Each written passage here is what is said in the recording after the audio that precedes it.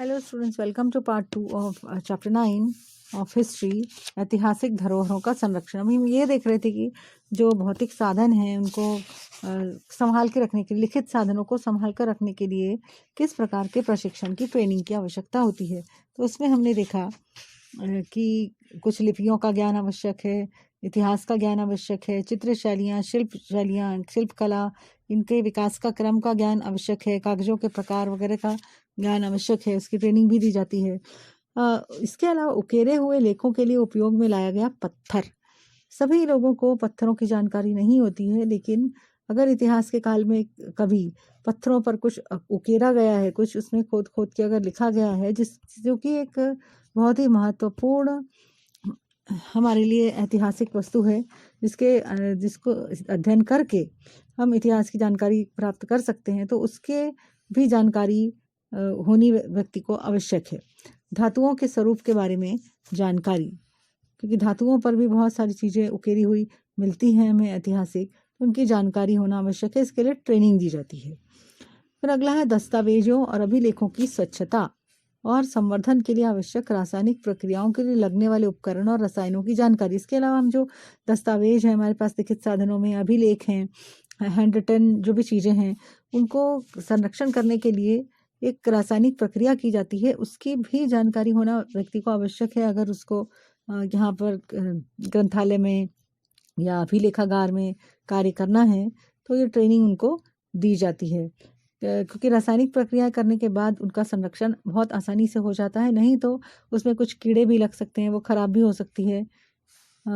अगला है संग्रहालय की दीर्घाओं में प्रदर्शनी का प्रबंधन। अब संग्रहालय में जो चीज़ें हैं, जो चित्र हैं या लिखित साधन हैं, तो उनका समय समय पर उनकी प्रदर्शनी का आयोजन किया जाता है, और उसमें कभी कभी IT सेक्टर, सूचना और प्रौद्योगिकी का भी उपयोग हम कर सकते हैं, तो उसकी जानकारी भी आवश्यक है।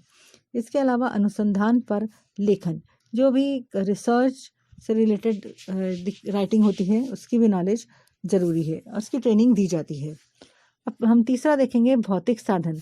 2 साधन हमने देख लिए, मौखिक साधन, लिखित साधन। अब है भौतिक साधन। तो प्राचीन वस्तुओं का संग्रहण, प्राचीन वस्तुओं को जो है म्यूजियम्स में उनको इकट्ठा करना, कालखंड और प्रकारों के अनुसार वर्गीकरण करना और सूची बनाना, ये सारी नॉलेज बहुत ज़रूरी है। ये सारे कार्य होते हैं। प्राचीन जो वस्तुएं हैं उनको पहले इकट्ठा करना और काल क्रमानुसार उनका वर्गीकरण करना और सूची बनाना।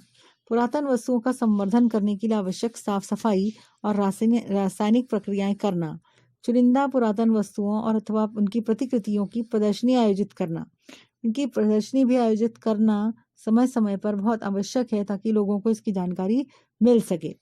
पुरातन वस्तुओं से संबंधित अनुसंधान पर लेखों को प्रकाशित करना। एक तो प्रदर्शनी लगाना, जो भी पुरानी वस्तुएं हैं, भौतिक वस्तुएं हैं, उनको पहले इकट्ठा करना, उनकी सूची लगाना, सूची बनाना, रासायनिक प्रक्रियाएं करना, प्रदर्शनी आयोजित करना, उन पर लेख प्रकाशित करना, ये सब बहुत ही ज़रूरी है। वनस्पतियों और प्राणियों के जो जीवाश्म हैं उनका वर्गीकरण करना और सूची बनाना। जीवाश्म यानी फॉसिल्स, जो भी प्राणी, वनस्पति काल के कारण, काल के प्रवाह में कहीं पर भी दब गए थे, तो अभी जो हमको उनके जीवाश्म मिलते हैं, उनकी भी स्टडीज़ की जाती हैं, जिसके आधार पर हम कार्बन डेटिंग यूज़ करके उनका जो एक्चुअल टाइम है उसका पता लगाते हैं। चुनिंदा जीवाश्मों अथवा उनकी प्रतिकृतियों की प्रदर्शनी का आयोजन करना। और इसके लिए भी बच्चों ट्रेनिंग की आवश्यकता होती है। इसके लिए कौन सी ट्रेनिंग ज़रूरी है वो हम देखेंगे। पुरातत्वीय अध्ययन प्रणाली, पुरातत्व का जो अध्ययन है वो करना बहुत आवश्यक है। सिद्धांत और प्राचीन संस्कृति का परिचय, जो पुरातत्व जो बहुत ही जो प्राचीन अवशेष हमको मिलते हैं उसकी जानकारी, उसका अध्ययन, ये सब, या उसका परिचय, हमारी प्राचीन संस्कृति का परिचय, इसकी ट्रेनिंग दी जाती है। पुरातन वस्तुएं बनाने के लिए उपयोग में लाए गए पत्थर, खनिज, धातु, चिकनी मिट्टी जैसे साधनों के प्रादेशिक स्रोत। तो ये जो चीज़ें हैं, पत्थर हैं, खनिज हैं, धातु हैं, जो भी हमको वस्तुएं मिली हैं, जैसे कहीं पत्थरों के औजार मिले हैं, कहीं मिट्टी के बर्तन मिले हैं, कहीं खिलौने मिले हैं, तो ये कौन से प्रदेशों में इनकी धातु मिली होगी, कहाँ मिट्टी मिली होगी उसकी, और उनका रसायन विज्ञान से संबंधित विशेषताओं का ज्ञान, और वो जो पुरातन वस्तुएं हमको मिली हैं उनकी साफ सफाई करना और उस पर रासायनिक प्रक्रियाएं करना, ये सब की जानकारी बहुत आवश्यक होती है।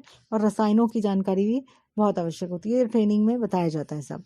विभिन्न कला शैली, उनके विकास क्रम का ज्ञान, और पुरातन वस्तुएं और जीवाश्मों की प्रतिकृतियां बनाने का कौशल। और इसके अलावा संग्रहालय की दीर्घाओं में प्रदर्शनी का प्रबंधन करना और सूचना एवं प्रौद्योगिकी और अनुसंधान परक लेखन। ये तो हो गया लिखित साधन, मौखिक साधन और भौतिक साधनों के विषय में कि उनको किस तरह से हमको संभाल कर रखना है, और किसके लिए स्पेशल ट्रेनिंग दी जाती है कि हम अपने धरोहर, जो भी हमारी वैल्यूएबल चीज़ें हैं जो हमको हमारे पूर्वजों से मिली है, हमको किस तरह से उनको संभाल कर रखना है। अब हम देखेंगे कि कौन बहुत से इम्पोर्टेंट हमारे विश्व में बहुत ही फेमस म्यूजियम्स हैं।